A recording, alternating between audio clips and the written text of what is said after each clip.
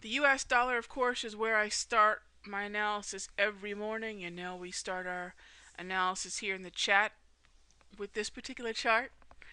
And I'm going to take a look at two time frames in particular because I want to compare what we're seeing on each one of them, because I think there's some really big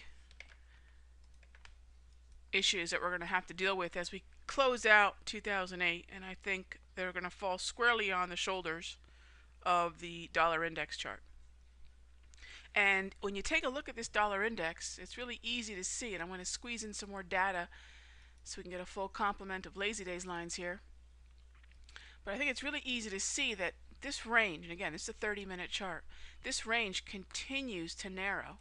Now, remember, I'm not trying to be focused only on the US market. I think a lot of people just simply don't know or forget that most of the action in the Forex is based upon the US dollar, only because if you want to consider your 6 most traded pairs, fiber, cable, Swissy, dollar yen, Canada, Aussie, okay, your dollar correlated majors and your COMDOLs all have one thing in common, and that is the US dollar, which is why the US dollar in many ways is the most important confirmation chart, directional chart for the overall Forex market.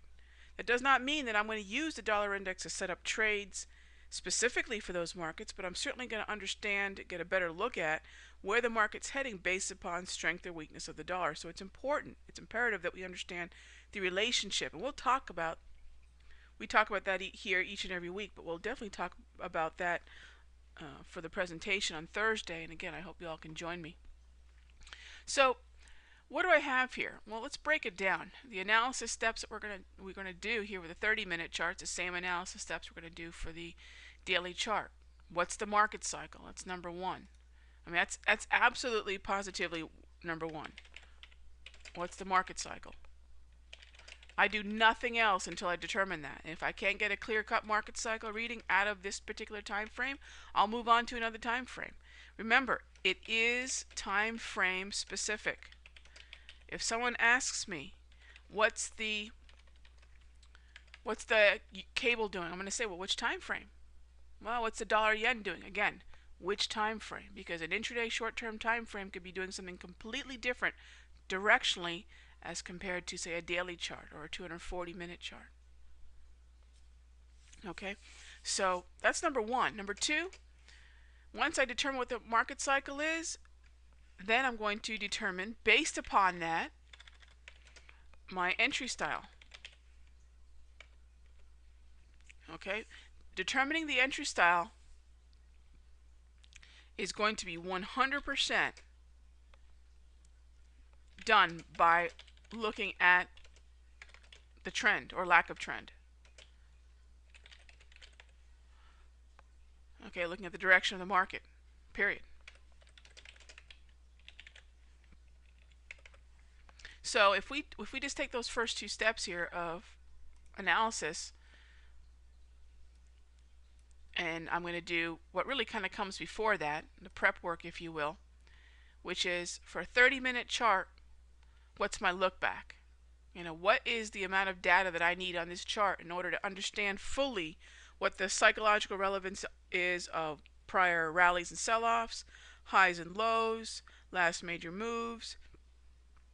Well, for a 30-minute chart, about 2 weeks will do, and that's about what we're looking at here, just over 2 weeks. So 2 weeks, 2 calendar weeks is about what we need to get an idea of what the 30-minute chart has been doing. It's market memory. It's psychologically relevant. 3 months is not the memory of a 30-minute chart. I'm not looking to find 52-week highs and lows off a 30-minute chart. A 30-minute chart's relevance as far as where traders can recall it's been, the trend lines that I'm going to draw as far as how far back I'm going to look for touch points, it's all within about 2 weeks. No less than a week, and really not much more than 2 weeks. Same thing goes for a 60-minute chart. So I squeeze in those 2 weeks and I draw my trend lines. Now, if I start adding too much data, number one, it gets difficult to look at. And number two, I'm probably going to start looking at a little bit less relevant data. Maybe end up looking at data that probably is not going to be reacted to in a consistent or predictable manner. Here I just drew in a little uptrend because the overall market has been heading higher, although it's stalled as of recently, which is particularly evident by the downtrend here and the uptrend here. We're coming into a squeeze, aren't we? That squeeze, that limitation of the market to make either lower lows or higher highs, it just kind of sitting in this range, is what has made the wave, the three lines of my wave here, the 34 period exponential moving average, move sideways. My market cycle is accumulation or distribution. I'd probably call this accumulation since it's getting rather tight.